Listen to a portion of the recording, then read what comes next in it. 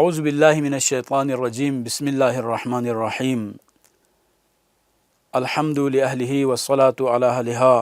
اللہم صلی علی محمد و آل محمد۔ چوتھے دن کی دعا کے ساتھ آپ کی خدمت میں حاضر ہیں، اور آج ہم انشاءاللہ اس دعا میں جو مختصر اور جامع انداز میں جو معارف بیان ہوئے ہیں وہ آپ کی خدمت میں پیش کرنے کی کوشش کرتے ہیں۔ اس میں ارشاد ہو رہا ہے، اللہم قونی فیہ علی اقامت امرک،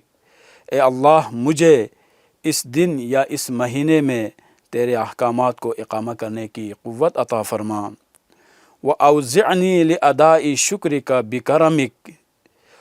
اپنی خاص عنایت سے مجھے شکر گزاری کی توفیق عطا فرما۔ وَاحْفَظْنِي بِحِفْظِكَ وَسِتْرِكَ يَا أَبْصَرَ النَّاظِرِينَ، اور اپنی حفاظت و پردہ پوشی کے ذریعے مجھے ہر آفت سے محفوظ رکھ، اے تمام دیکھنے والوں میں سے سب سے زیادہ دیکھنے والے۔ یہاں پر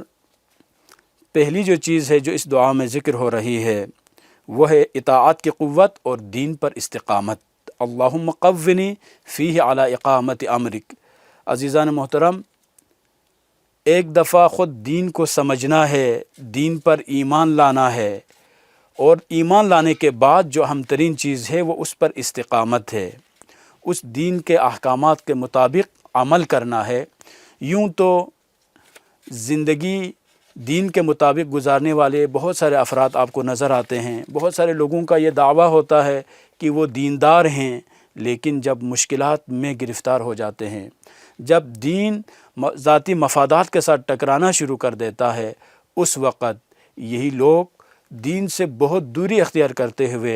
نظر آتے ہیں۔ تو اس جملے میں ارشاد ہو رہا ہے، خدایا مجھے اس مہینے میں یا اس دن میں تیرے احکامات کو اقامہ کرنے کی قوت عطا فرما۔ یعنی آپ دین پر اگر عمل پیرا ہیں تو یہی دعا ہونی چاہیے کہ آپ ہمیشہ دین پر عمل پیرا ہی رہیں، مشکلات ہو، ذاتی مفادات کے وقت بھی دین پر عمل ہی کرتے رہیں۔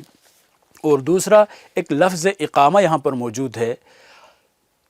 اقامہ کا عام طور پر جب قرآن میں بھی اقیم الصلاۃ یا اس قسم کی تعبیرات آپ کو ملتی ہیں تو اقامہ کا مطلب صرف انفرادی زندگی میں دین کے احکامات پر عمل کرنا نہیں ہے،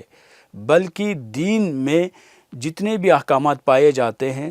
ہماری ذمہ داری جو بنتی ہے وہ یہ ہے کہ ایک الہی معاشرے کی تشکیل میں اپنا کردار ادا کرے۔ تو جہاں پر آپ خود دین کے مطابق عمل کرتے ہیں، دین پر ثابت قدمی کا مظاہرہ کرتے ہیں، وہاں پر آپ پر یہ فرض ہے کہ آپ ان دینی احکامات کو معاشرے میں نافذ کرنے میں بھی اپنا کردار ادا کریں۔ آپ اپنے گھر میں بھی جس طرح سے آپ خود مومن ہیں اور آپ دینی احکام پر عمل کرتے ہیں، اپنے اہل و عیال، اپنے گھر والے، دیگر جو آپ سے مربوط جو افراد ہیں، ان تمام کی زندگی میں ایک پازیٹیو چینجز لانے میں آپ اپنا کردار ادا کریں۔ اور یہاں پر جو طاقت کی جو بات کی ہے کہ خدایا مجھے طاقت عطا فرمائیں، یہ طاقت صرف بدنی طاقت نہیں ہے بلکہ یہ روحانی طاقت بھی ہے، ذہنی اور قلبی طاقت بھی ہے۔ جب تک انسان کے بدن میں، انسان کی روح میں، اور اسی طرح سے انسان کے قلب اور شعور میں وہ الہی طاقت موجود نہ ہو، تب تک انسان اس دین پر کما حقہ عمل کرنا بھی چاہیں تو عمل نہیں کر سکتا، اور اس عمل کی توفیق صرف خدا سے ہی مل سکتی ہے۔ اس لیے ارشاد ہو رہا ہے کہ ہم رمضان المبارک کے اس مقدس مہینے میں اللہ تعالیٰ کی توفیقات سے ہی لبریز ہو کر، اللہ تعالیٰ کی توفیقات کو ہی حاصل کر کے ہم دین پر عمل کر سکتے ہیں۔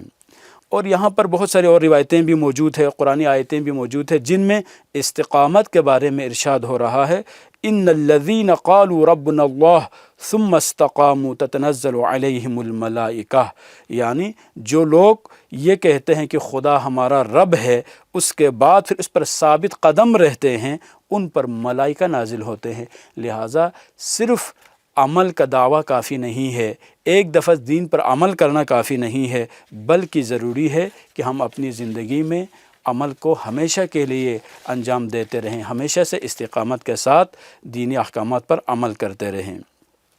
اور دوسرا جو پوائنٹ جو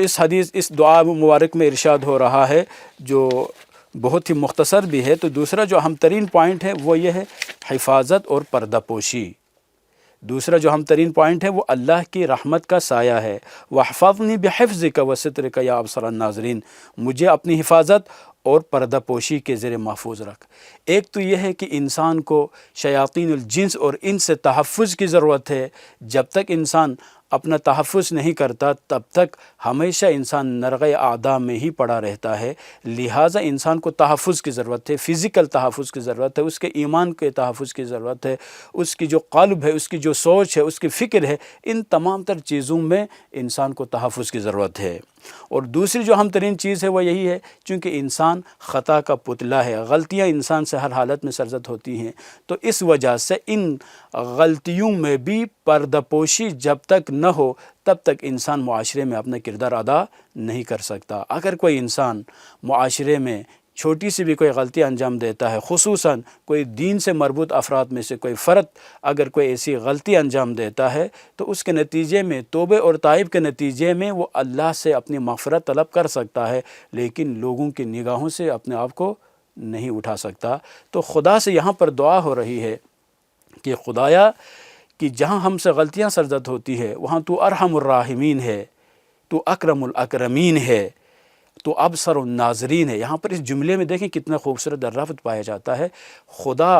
انسان کی دلوں کی جو کیفیات ہے اس سے بھی آگاہی رکھتا ہے، اور ہم صبح سے شام تک جو غیر ضروری خیالات اپنے دلوں میں پیدا کرتے ہیں تو ان غلط خیالات سے بھی خدا آشنا ہے۔ اس وجہ سے ارشاد ہو رہا ہے، ہو سکتا ہے ظاہری طور پر ہمارا خوبصورت چہرہ معاشرے میں موجود ہو، ظاہری طور پر لوگ ہمیں علم دین سے منسلک افراد میں شمار کرے، ہمیں علماء میں شمار کرے، لیکن اگر ہماری یہی دل کی کیفیت سے لوگوں کو اگر آگاہی ہو جائیں تو بہت ہی مشکل ہے کہ لوگ ہمیں دیکھنا بھی پسند کرے۔ یہ ہر فیلڈ میں جو افراد موجود ہیں ان سب کے ساتھ ہے۔ لہٰذا ہماری یہی دعا ہونی چاہیے، خدایا ہم سے جو غلطیاں ہوتی ہیں ان غلطیوں کی پردہ پوشی تو ہی کر سکتا ہے، لہٰذا خدا سے ہی مغفرت طلب کریں کہ خدا ہی کر سکتا ہے۔ یعنی یوں یہ مہینہ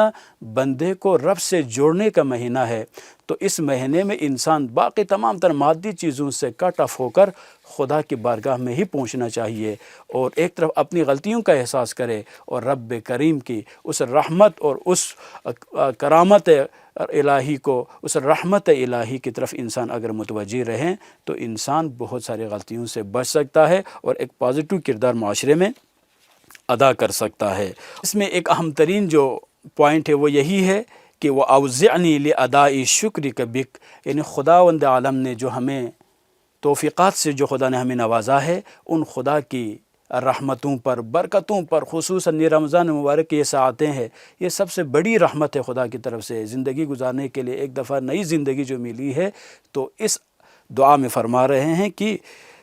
ان نعمتوں کا شکر ادا کرنے کی بھی توفیق عطا کرے۔ تو جتنا انسان شکر ادا کرتا رہتا ہے اسی حساب سے خدا کی نعمتوں میں اضافہ ہوتا رہتا ہے۔ لہٰذا ہمیں چاہیے کہ اس ماہ مقدس میں ان چیزوں کی طرف توجہ دے دے، اور یہ جو تین جو پوائنٹس جو آپ کی خدمت میں ہم عرض کر چکے ہیں، ایک دین پر استقامت، دوسرا شکر کرنے کی جو توفیق ہے یا خدا کا شکر ادا کرنا، اور تیسرا خدا سے اپنی حفاظت طلب کرنا اور گناہوں سے پردہ پوشی۔ یہی نعمتیں ہمیں اگر زندگی میں ملے، انہی نعمتوں پر عمل کریں تو ہم دنیا اور آخرت دونوں میں کامیاب لوگوں میں شمار ہو سکتے ہیں۔ والسلام علیکم ورحمۃ اللہ وبرکاتہ۔